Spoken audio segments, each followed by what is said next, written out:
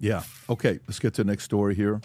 Next story I want to go to is with Turning Point USA apparently eventually responds back to Candace.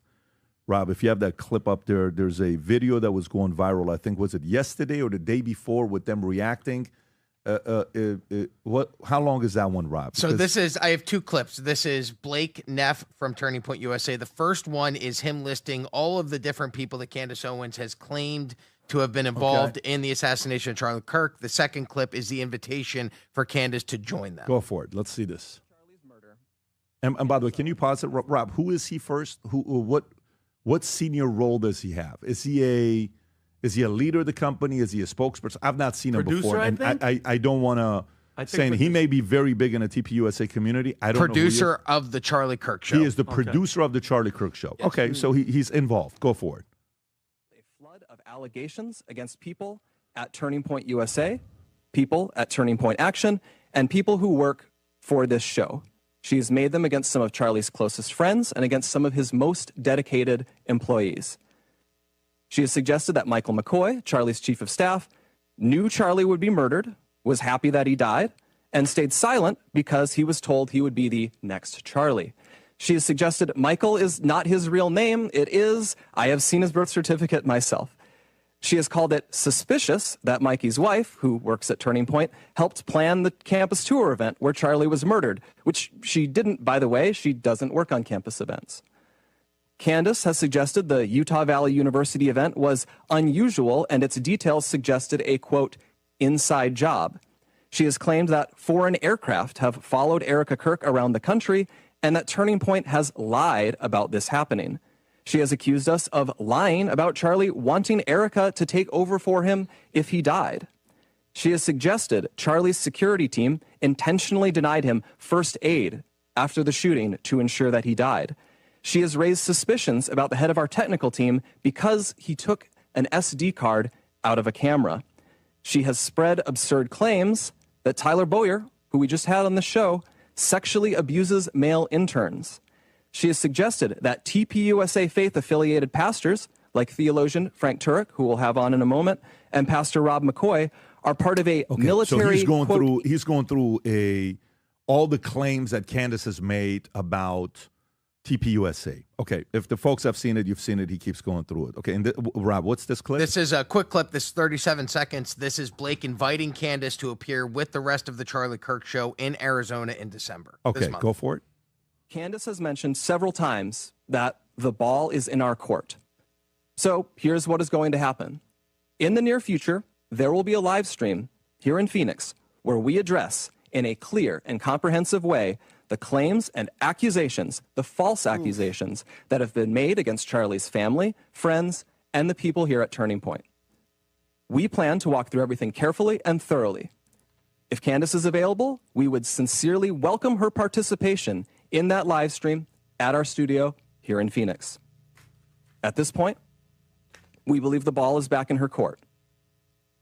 Okay, so has she responded to it? She did. This is Candace Owens. After that was offered, here she is. Know that I cared about Charlie. Have you no shame? We're going to find out.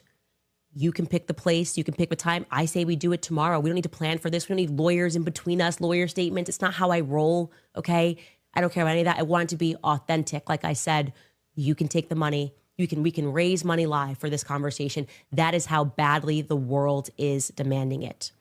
So I accept it with whistles and bells, everything. I fully accept. I say, let's do it tomorrow. Let's do it tomorrow. And my only ground rule is no assassinations. Okay? No assassinations, no funny business. You can't pretend you're going to do it. And then Candace died in a mysterious accident. Okay? We'll be right back after a quick break. Okay, so she responds back to that. The no assassinations comment's kind of weird, but she responds back to it. What else do you have, Rob, here on what's been said? So then Blake Neff offers the Monday, December 15th at 4 p.m. offer to Candace. This comes at 1:21 in the morning. And then I have another tweet that I'll pull up right here. This is Candace Owens then stating that the invite didn't work. She's saying the invite didn't work? December 15th does not work in person, and 2 p.m. Pacific time is also literally the time that I do my podcast live every day. We will happily cancel the daily podcast and we'll join you guys virtually instead of the live stream on the 15th. If that works on your end, let's lock it in. And then I have one final tweet. This is Blake saying that the invite is no longer on the table after Candace turned down the in-person interview. Okay, so I'm not understanding. So she says anytime, any place. Yeah. Then they say Wednesday, the and 15th. Then she says yes. She says, well, I can't do that. I'm shooting, but I could join you virtually. I can't be there in person. And then they respond with this saying, okay, well, we're no longer going to consider having you on the podcast since you can't appear in person. And then what did she say next? Anything else outside of that? I have not seen anything else. I believe there was a response she did last night. I'll look and see if I can find it. Okay. All right. So, Adam, your thoughts? Well, a lot to unpack here. So let me just understand this. She spends the last 3 months questioning everything. Her entire brand for the last 3 months has been like, what the hell's going on with Charlie? What's going on here? I have questions. I have serious questions. And when I say I have questions, you know the type of questions that I have. I mean, you know. So anytime, anywhere, any place, I'm there for it. Okay, yeah, Candace, here's the date, the time. Come on. I'm busy. You're busy. What do you have? Well, I have my podcast that day and time. Oh, you mean the podcast that you spent every single waking moment talking about Charlie Kirk, questioning everything we got going on? You're trying to tell me that you can't come on our podcast to talk about what exactly you're talking about? This doesn't add up. It's kind of like two guys are about to go to a fight. It's like, bro, meet me in the park at 3 o'clock. 3 o'clock? You got it, bro. Meet you there. Okay, cool. See you then. All right. Yeah, dude, I actually had a prior engagement. Yeah, so move it. I really wish I could, man. I'm sorry. But hey, if you want me to sign in virtually, it just doesn't add up to me. Yeah. It's kind of like you're calling the bluff. Okay. Here's the biggest problem I have if you give me 30 more seconds. I don't know if you noticed over the last couple days, Candace, former friend, I'd say, has not exactly been gratuitous. She'd put me on the cover of a thumbnail. I don't care. I can take the heat. My biggest question comes down to one word: friendship. Is this really what friends do when someone gets murdered? Is this what your friend does? Because with friends like these, who needs enemies? So a friend, you would support the grieving wife, not question her, okay? You would help build the company that you helped create, not try to destroy it. And the worst thing of all, you're trying to dismantle Charlie's legacy when you should be trying to defend it. If Charlie is looking down from heaven, and if there's an angel out there, it could be Saint Charlie. What do you think he would be saying at Candace at this point? Thank you, Candace. Thank you for questioning my life, my wife, and my legacy. Thank you so much, great friend. So to me, that's what this comes down to. Vinny. Well, Rob, you find out what Tim Pool went He crazy. dismantled her. Like, no, By the way, so did Nick You have it, Rob? Fuentes. I have both of those. Rob, Pat, you want to see like what Tim Pool. I have a shorter version because Tim's was about 5 minutes, as was Nick Fuentes. So You don't need to listen. Let's just listen to the first minute of Tim Pool. Go for it. What I care about is what is true and what will help this country and what works. And she is a fucking scumbag, okay? And she's getting worse every day. And she crossed the line. She continually crosses the line every day, insinuating that Turning Point literally killed the guy who made them all rich. And I hear this in the streets, and at a certain point, I'm like, holy shit, we're gonna lose the midterms. We're gonna lose the midterms. Then we're going to lose in 2028, and it's because she's a piece of shit. Because instead of saying, guys, let's come together and figure out how to work together, she says the stupidest, retarded crap, and now everybody's running around divided and broken. For what reason? For literally what reason?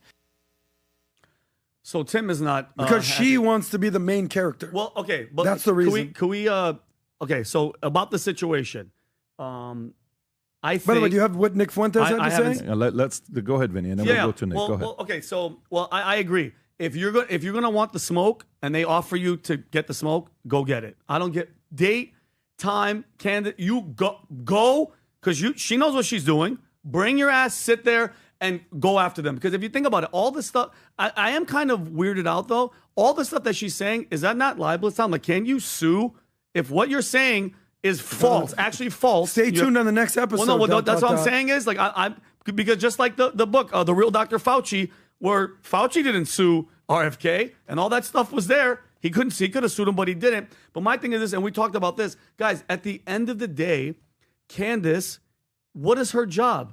Her business is what? Murder mystery. What's the number one? You talked to me about this a while ago. Murder, mystery, crime, true podcast. She gets how many, Robbie? 150, 60 some thousand? I'm not saying she doesn't care about Charlie, but a lot of this, I think, is like, tomorrow we're going to get this. You might see this over there. This person said this. The angle is over this. And I get it. It's people love that stuff. People love that. By the way, my favorite show, First 48. Who did it? What's happening? What's over there? Oh my God. It's a suspense thing. So at the end of the day, she's not stupid. This is a great business model for people that are like, oh my God, Pat, was it Pat? Was it Tom? So you got to give credit where credit's due. But the same token, if somebody calls you out like that, then I get it. Family, 4 kids, business, you have the podcast. But when somebody says, yo, bring it, Candace, go bring it.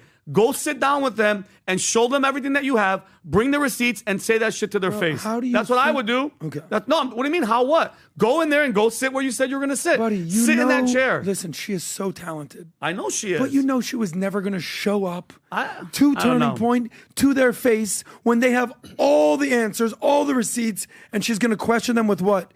A dream I had? Excuse me. Were you in my dream? No. So I'll never say that Candace is stupid. What do you mean, a dream I had? She said she's dreaming out there. She's dreaming. She's seeing visions. This is beyond just normal. This is just Candace making stuff up. Candace has graduated from talking about cultural issues and politics to doing the Nancy Grace phenomenon, murder mystery, Scooby-Doo. I would have gotten away with it if it weren't for you meddling kids. Where I'm at, I didn't like the assassination comment at the end. Throwing that in at the end, it kind of takes away from the argument she's trying to make, and that kind of disappointed me to see that. Also, if Turning Point knew the times and presented something that was intentionally blocked, on time, and they knew it, as she said, because we can all look at the schedules, she was and is normally on the air at that time. So that makes it look like, did you really want her to come, or did you present a time that maybe was a little off? Bro, but she can postpone her show for this. Stop it. No. But live stream it as well. But it's Are you kidding me? Look, if they want her there and they want to clear the air and they're going to present this long list. Didn't Rob just say that she said anytime, any place? Well, she did. And the question is, what does anytime, all that mean? any place, anywhere, not except to for cut the you off. That seemed odd. I'm not taking sides there. It does take seem a side. odd. Tommy, hold on. Take a side on real it. question, because you know the business. I'm so sick of people not taking sides on this. You know the business, right? Couldn't she have? Can Candace live stream that the same answer is time yes. for her show? The answer is yes. Right? To Whatever get the hell viewership. the question is, the answer that would is be yes. 250,000. She can do whatever views. she wants. She's her own boss, right? now. No. To me, if Candace can take a week off during Thanksgiving, she can take a day off and go do the show. Of course. She can. I want her to. I want to see it. By the way, I think the world wants this to stop. Mm-hmm. That's what the world wants. That's my net. The this world isn't bringing people together. There's a core of the world wants this thing to stop. The world wants time for somebody who the world wants this to stop. The world wants this thing to be done. The world wants to move on with their lives. So if Candace wants it to be done, well, then get to the bottom of it. Does it benefit for it to be done? Then that's a question. And you got to ask that question. If it benefits to be done, great. Let's move on. They're offering for you to go there. If for the last 3 months someone's been talking about this only, what percentage of her show has been around this? Every show. Give me a percentage. What percentage of her shows has been on this topic? 100. I think every episode's been about Charlie. Yeah, my wife listens. I think it's been about 90% of her content has been Charlie, and then there's been some other stuff mixed in there, but a lot of it has been so Charlie. over 90. A little bit of Bridget McCrone. Rob, where are you at with this? Where are you at? If you're going to say any place, any time, then you have to show up any place, any time. You can't make that declaration and then not go. On the other hand, them issuing, hey, you have 24 hours to accept our invitation, and we send that invitation at 1:21 in the morning. I've worked in radio But and they podcasting. send the invitation. Is it 121? Like they gave her 24 hours from 121? They said that she has until the end of tomorrow, the end of today, to give us the answer. Well, that's a full day though, so it's not like they're not given a full day for her to decide. It's not a way that you invite someone. I can't imagine. It doesn't feel like an invitation to appear on a podcast. It feels more like an invitation to a hostage negotiation. Like, we've invited people to the podcast. It's not you come now or don't come at all. That's not an invitation. No. I respect it. I love Rob. You say the following words: any place, anywhere, anytime. That's the end of the discussion. You show up. Well, she did say, I'll come Any tomorrow. place, anywhere, anytime. Yeah, but except for these following dates and times. There's I also also have a doctor's appointment. By the way, do you know where she was 2 days ago? Dollywood was, according to reports, she was at Dollywood after the death threats had come through. I cannot find any verification of that other than people on the internet claiming that. And I then don't know she where was she was also at Dollywood. She was at Tucker Carlson's Christmas party. Why would I know that? After everything I said about Tucker, because turns out I got a text from, and I'll show it to you. I won't show the name. Who's in this picture? Don't say the person. Candace and someone else, right? Yeah. Hey, I'm here with your friend. That's it. Whoa. I go, say hello for me. She says hi too. Really? I go, great. Merry Christmas. I said, send her my regards. Meaning I don't have beef with Candace. I have beef with what she's doing to her friend. And friends don't do this to one another. She's going to war against Charlie's wife and company and all his friends. That's like me saying, hey, PBD, thank you for everything, bro. I've known you since what year, PBD? 2012. We started the podcast 2020. God forbid anything would happen, but God forbid. Could you imagine me attacking Jen, attacking Valuetainment? That is so disgusting to me. Attacking the closest people to our leader. As if I should question ever what he has going on in his life. Hey, by the way, why would all these people, why are they around you? Why would you do Valuetainment? What are these receipts? How about you shut up and respect the fact that a family, a company, a legacy is in mourning? How about that? But no, let me fuel the flames here, try to tear this down. Here's the point. There's builders in this world and there's destroyers. Both are equally talented. Candace is a destroyer. She is so good with her words. She is so talented. She sees something, whether it's BLM, whether it's Israel, whether it's Charlie frickin' Kirk, and goes, light the match, burn it down. And she's so good at it. And we'll see how she recovers from this. But is this what a friend would do? Not on my watch, homie. Vinny. I mean, you have to admit, though, with the BLM and all that stuff in the George Floyd, she was right about that. But that's the thing. Yeah. You could be right on some things. Of course. And deathly wrong on another. And people are not nuanced or smart enough to be like, you know what? Candace is right on everything. Everything? Well, again, I mean, those people are idiots because they're just blind. But have you ever seen, this isn't wackos on the left calling out Candace. This is Tim Pool. This is Steven Crowder. Did you hear the dismantling of what Nick Fuentes had to say? I mean, if there's anybody that maybe should be aligned, it's the Tucker Carlson, Nick Fuentes, Candace crew, Dave Smith. But here's what Nick Fuentes had to say. Do you have that? How about this? Afraid for her life. Why was she at Tucker Carlson's Christmas party in Nashville last night? Why was she at Dollywood on Thanksgiving, the theme park? So, allegedly, the French government and the Israeli intelligence have put a hit out on you. They've paid millions of dollars to kill you, but you're walking around a theme park in your town. You're walking around, for those that don't know, Dollywood, Dollyland. It's like Dolly Parton's Disney World. I don't even know. You're walking around Disney World? You're walking around an amusement park in your hometown on the holiday weekend when allegedly everyone's trying to kill you? Then you go to a Christmas party with Tucker Carlson in the same city attended by hundreds of people, and people know you're going to be there with Tucker and all the based people in one room, but you can't go to Turning Point where everybody knows you're going to be, and if anything happened to you, God forbid, they would immediately blame Turning Point. It doesn't even make any sense. And you know my thing. And by the way, that was the nicest thing he had to say. Do you have the real scathing clip, by the way? I can find that. That was like, hey, I sent it to you on Slack, by the way. Because at the end of that was like, hey, let me give you some grace for a second. Nick Fuentes giving grace to Candace. But that was part A. And here's the I don't know one- if you can find part B. And here's when the- he goes nuclear on the lady. And here's the one thing, research, Adam, Rob. with everything that's going on, with all the turning point, with all the this, all the that, at the end of the day, the official narrative of the Tyler Robinson thing isn't, I'm not buying it in that sense. Meaning, the real question we should be asking is the roof, the gun. No, don't go there. No, what do you mean? We're going to get there. This isn't about the facts of the case. This is No, about you're her not- friendship can I make- no, relationship can I with make my- Charlie and where they're Can I doing make my this. point? My point is that's what everybody should be talking about. I agree. Is Cool. George Zinn, the guy that stood up, waved the white freaking handkerchief, like, look at me, so the killer could get away. Where is that guy? Where is the guy with the pedophile phone all of a sudden? Where is, by the way, the Rob, I furry, sent you the clip, buddy. Tyler Robinson's furry boyfriend? Whatever. That guy's been missing, Adam, for almost 2 months, 3 months, or since the shooting. He's been missing.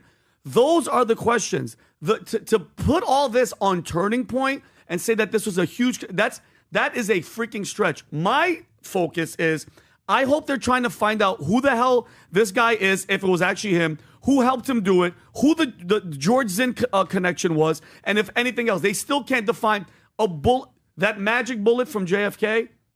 Adam, me personally, and I know we're not going there, a bullet, there's no magic bones in anybody's body that's going to stop at 30-6. I'm sorry. That thing goes through deers, it goes through elk. Those are the questions we should be asking. That should be the main focus. Here are more questions that Nick Fuentes has for Candace, if you don't mind. Says they're going to do a live stream. They're going to answer all the questions about Charlie Kirk. They invite her to show up. She says, challenge accepted. Name the time, name the place. We don't need to plan it out. Let's just do it. They say, okay, December 15th. She goes, oh, but that's a bad day for me. I can't do it then. Can I Skype in? Can I Zoom? Bitch.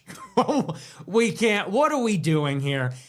And I said it on Telegram. You actually just have to admire the audacity. Total audacity. This woman has gone in every single day for 3 months, and she has dragged everybody and like every country. The wife, the friends, the company, the government, the FBI, Israel, France, Egypt. She's dragged everybody through this, whatever you want to call it, this investigation. It's served up to her on a silver platter. All right, uncle, we give up. We're losing to disinformation and mass hysteria. The open society is failing. Mass psychosis has taken hold over the nation. Fine. We'll do a live stream. We'll justify why we didn't kill our boss, and you can ask us anything you want. Just show up. And she goes, I can't that day. Honestly, what else do you have going on? This is your job. You're a YouTuber. She acts like she's a wagey, like, oh, I got to check with my boss. This is your job. This has been your obsession and crusade for 3 months. Literally, what could you have going on? Because it sounds like Candace, respect to you. You want people knowing your name, saying your name. Bravo, you did it. I don't know if this is what you want them saying, but there's a famous phrase, don't care what you say about me, just spell my name right. Everyone's spelling your name right now. Not sure if you want this smoke, but she signed up for it. Okay, so this is her responding. So it has been decided by the public that the best response for this is for my team to live stream your live stream and provide commentary. Since you already picked our regular podcasting time, we look forward to providing live responses to your once and for all answers. So she's going to live stream to their live stream. Who gives a shit about another live stream to their live stream? Go show up and answer the questions, Vinny, or ask them the Tom, tough questions. What do you think about this? Well, here's what I think. Tim Pool, I'm on Tim Pool's page, maybe with not that kind of fire and intensity and language. You called her a scumbag? No. But what Tim Pool has said, in the middle of all this, we're not coming together, we're getting distracted. True. And we have got a lot of things to do. And you look at the polling data, there was a special election that the Republicans barely won the other day, which I think should be a big blinking light on the dash of what we need to do. And at a time where all these voices can be coming together about what we need to do as a country and where we need to go and the causes that we need to take, we're in the middle of this fire. And so I'm with Vinny. Candace, if you have the receipts and everything, show up with the receipts. You said anytime, any place. Yeah, they sent something late and maybe it conflicted with that, but come together and do it. Sit down and do it. Nick Fuentes is right. Nothing's going to happen to you at Turning Point in their building with other people. Just, let's go do it. But let's get back to the focus. PBD, there's maybe not even a Candace thing. Let me just, if you say PBD, okay, yeah, anytime, any place, anywhere, you say those words. And then the other person, the debate, the challenger goes, yeah, sure, this date, this date, this date. Do you not move mountains in your world to show up anytime, any place, anywhere, whatever this case may be? If it's something that is pure conviction, anytime, any place. And it seems like this is pure conviction for Candace. Because if this is a thing that you're coming from a place of this level of conviction, then yes, take me anywhere, anytime, any place. Provide security. You know, we would fund security for Candace. We would send our team and, you know, maybe, you know, whoever she wants, that we would fund it to say, here's security, 20 people. What is it going to cost? We'll fund it for you.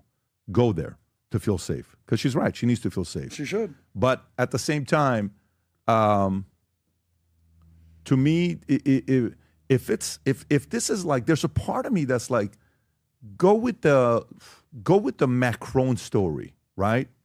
Go with the Macron story. Tom, what is that? Does that have to do with the story or? No, I was just. Oh, okay. So go with the Macron story. So with the Macron story, there's a part of it that you're interested in the Macron story, right? Yes. Where it's like, I want to know. Yes. Okay, let's keep going. I want to know what's going on, how this thing's going to end. But with the Turning Point USA guys, I don't know if you really, you realize like, without TPUSA, Trump doesn't win. I don't know if people are like thinking about it that way. Forget about all this feud and oh my God, and what's going on. And I think I'm on her side, I'm on their side. It's not, she's this, she's a Scotch. Set all that stuff aside. If there's no Turning Point USA, Trump does not win in 2024. Yep. Perfect. If I'm the Democrats, if I'm Qatar, if I'm anybody that wants Democrats back in, dude, I have to dismantle Turning Point USA. And she's helping in that process. So now, whether she's coming from a place of, you know, she's doing it because she's getting eyeballs. She's doing it because a dream she had with Charlie, and Charlie told her this. Whether it's because she's funded, whether it's because that's exactly what she believes. I don't care what those reasons are. Everybody has their own reasons for doing some things, and sometimes it doesn't make sense to you, and then it takes 10, 20 years to really learn the motive. It took us 4 years to realize what happened with the pipe bomber, right? The 4 or 5 years to realize. 5 years, yeah. Yeah, to realize what's going on with the pipe bomber.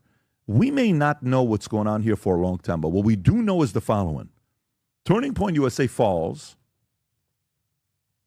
Someone is replacing those kids being fed, and then who is that?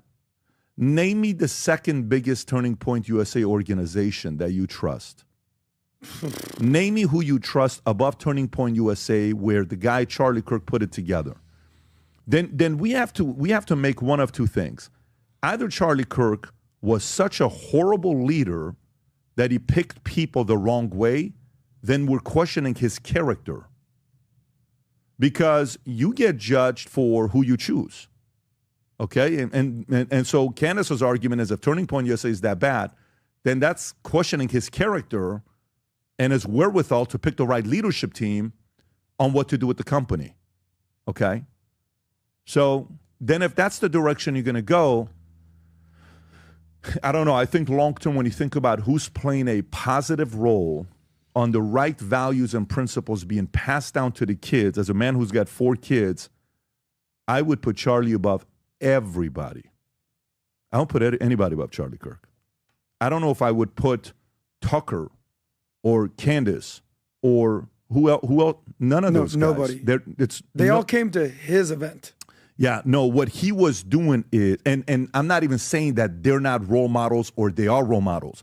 That's not their brand. Their brand isn't grow up to be a great man, family man, all this stuff. Tucker is the one that's exposing and, you know, interviews, and Candace is the one that's kind of like a little bit of crime and, you know, entertainment that she does, mystery, yeah.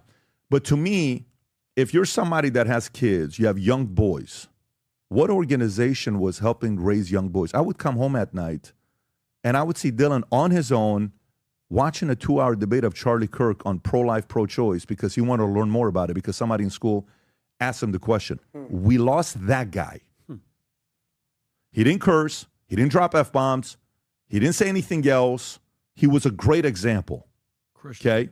And he was a Christian guy, family guy, go get married, have kids, make money, read books, go read the stuff on Hillsdale. He was a good, likable guy. So either he is such a horrible leader that he built a company of everybody backstabbing him.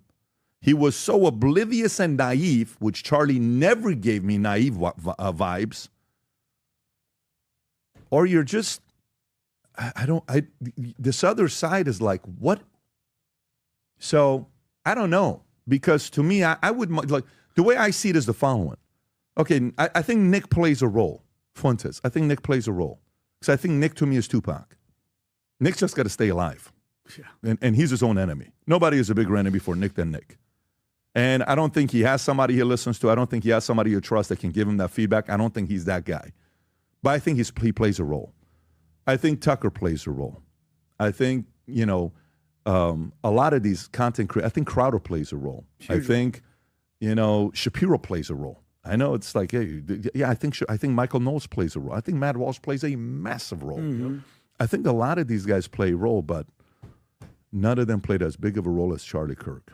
And for me, I would even be somebody that would sit there and say, I don't know if I agree with certain ways Erica handles herself with camera being on. And I've said that, some things with hand on the back of the head of J.D. Vance, and they just announced J.D.'s going to be speaking at Turning Point USA's AmFest event, which is great. But to me, it was Kirk, number one priority. TPUSA as an organization, number two priority. What can we do to make sure this thing continues? And then who's running it? Who did this? Those questions are good questions. Like, we can debate who should be the replacement, the board, the face, the podcast, all of that stuff. I think those are good questions to have. And those are things we should question. Like when the day that Charlie Kirk got killed, we were talking about what happens with TPUSA. Mm-hmm. Who's going to be the guy that's going to run it or the gal that's going to run it? Who's going to be able to continue the legacy of what Charlie did? That was on my mind. And that's kind of like, hey, Steve Jobs died. Who's going to continue the legacy of Apple? Hard to replace Charlie, man. It is. There's a book called After Steve that I think everybody at TPUSA needs to read. It's called After Steve. The book is about after Steve Jobs. It's a phenomenal book for everybody at Turning Point USA to read this book. Everybody, because he was like a Steve of his space. Of course. So this was a book that was written probably 7 years ago. I don't know, what year did it come out? 3 years ago? 22. Phenomenal book that they got to read. But yeah, I don't know. I don't know what's going on over here. And if America matters, if the future of our kids staying responsible, good citizens matter, if all of those things are important, we have to highlight what organizations do that, because it's not an easy thing to do. It is very hard to build a Turning Point USA, but it's even harder to continue that company after the face of the company dies. It's very hard. You know why it's very hard? Because everybody at TPUSA right now that's working there, guess who everybody is being compared to? Who do you think? 24/7, bro. Oh, of course. Oh, no one's going to Charlie. No one's going to Charlie. No one's going to Charlie. No one's going to Charlie. And you know how sometimes like a father, like, I had Reza Pahlavi here, who I've been very critical of him the last 6 months. Mohammed Reza Pahlavi. And I sat him down the first time. And I said, do you feel like there's some unnecessary pressure? Do you even want this job? And you could tell for the first time in his life on camera, he said, yeah, it's a lot of pressure. No, I don't want it. I said, maybe you don't want this job. And then later, so, no, I'm going to come in. What is the pressure of everyone? Well, you're not your father. Well, you're not your father. Well, you're not your father. Well, you're not your grandfather. Well, shut the, look, you sound like, leave me the hell alone. Mm-hmm. Everybody at TPUSA right now said, well, you're not Charlie. Well, you're not Charlie. Well, you're not Charlie. No shit, Sherlock. I know I'm not Charlie. But I'm trying to do my best to continue the guy's legacy. Can you stop doing that? They have a lot of pressure on, and if I have to sit there and see who to me seems more reasonable, who to me seems more, I don't know. Yeah, I don't know. And listen, I don't want, even my own enemies, okay? Even my own enemies. I'm not intimidated by enemies to have. I'm not intimidated by people who agree or disagree. It doesn't do a lot for me. I'm not a guy that sits on X and reacts to everybody that says negative things about me. I have fun with it. Hey, Minek this. Hey, thank you for the marketing. Boom. We have a massive download day of the apps yesterday, and it's like, guys are scheduling, like right here. I cannot believe, seriously, who is paying for this? What is this, $48,000 per minute for 30 minutes? And I'm not even $48,000 for 30 minutes. It's on Minek, it's $48 per hour. But I said, thank you for promoting the Minek app. I've gotten multiple calls due to your marketing efforts. You're the best, right? We'll have fun with this because we believe Minek is a way for you to get a hold of people. And by the way, I don't know if people even know, I get paid $350,000 to $500,000 for speaking gigs. I don't want to be a speaker. I don't want to go on the tour. I don't want to go on the circuit. But we do 2, 3 a year, and if it's something that we want to build a relationship, we'll entertain it. It's not something we want to do. We run in companies. But going back to it with what's going on here, if Candace is that confident with all the research and everything he has, go face off, have the conversation, finish it off. And by the way, you know what I would actually, what I would actually do if I'm TPUSA? I would actually encourage Candace to come with somebody. Like bring someone with you. So let's just say Candace wants to bring a lawyer or another person that's in or whatever it is. Have her bring somebody else as well. Because if it's going to be team and team, and let them have the conversation. But according to what we just said right now, it's not going to be happening because she's just going to be live streaming and reacting to it. Or they could just change the date and say, oh, okay, you want to play this game? Want to not be available? Or tell us the day you're available? We'll change our calendar. How about that? My assumption is she does not show up. Because how could she? She doesn't have the receipts. So do you think if she says any day, anytime, TPUSA changes it?